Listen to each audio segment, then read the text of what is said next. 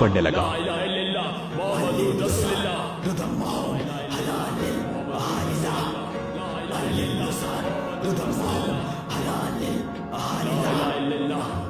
हाफिज साहब की दुआओं का इफरित पर असर होने लगा और अपने कान बंद करने लगा। सना के अब्बू ने बच्चे को छीन लिया और न चाहते हुए भी उन्हें उसी बच्ची को मारना पड़ा।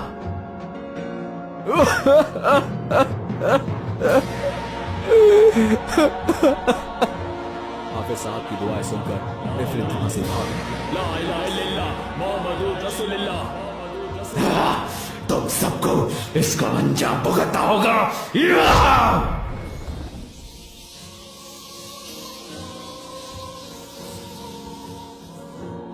इस बार तो बच गया, लेकिन अगली बार नहीं। खैर, हम कम से कम इस शैतान की औलाद को तो मारने में कामयाब हुए। इससे पहले कि वो इफरित किसी और को फंसाने की कोशिश करे, हमें उसे भी पकड़ना होगा और इस बार उसे जिंदा नहीं छोड़ना है। सना के अब्बू घर आए और रोते रोते सारा वाकया अपनी बेगम को बताने लगे। मैंने मार दिया, उसे मार दिया, उस शैतान की औलाद को। सबको लग रहा था कि अब सब कुछ ठीक हो चुका है, लेकिन फिर अचानक गांव के लोग एक एक करके लापता होने लगे।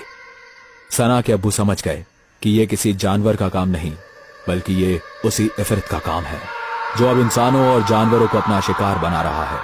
सना के अब्बू तुरंत दौड़कर हाफिज साहब के पास गए। हाफिज साहब, लगता है वो वापस आ गया है। इफरित? जी हाँ, ये तीसरी मर्तबा है कि इस गांव में आधी खाई हुई कुत्तों की लाश मिली है। ये जरूर उसी इफरित का काम होगा। क्या? कुत्तों की लाशें?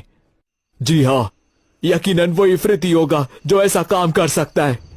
नहीं, ये उसका काम नहीं। बड़े इफरित सिर्फ इंसानों को अपना शिकार बनाते हैं। यह किसी इफरित की औलाद का काम है, यानी कि इफरित से पैदा हुए बच्चे का काम है। क्या मतलब? हाफिज साहब ने एक बहुत ही पुरानी किताब निकाली।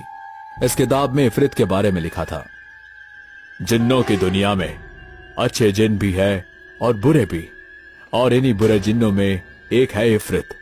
इफरित शैतान की औलाद है और वो चाहता है कि पूरी दुनिया पर बस शैतानों का ही राज हो, इसलिए वो अपनी औलाद बढ़ाने का काम करता है।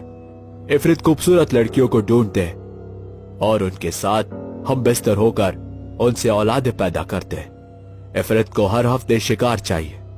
बड़े इफरित सिर्फ इंसानों का गोश्त खाते हैं और खून पीते हैं। वहीं छोटे इफरित इतने ताकतवर नहीं होते कि वो किसी इंसान का शिकार कर सके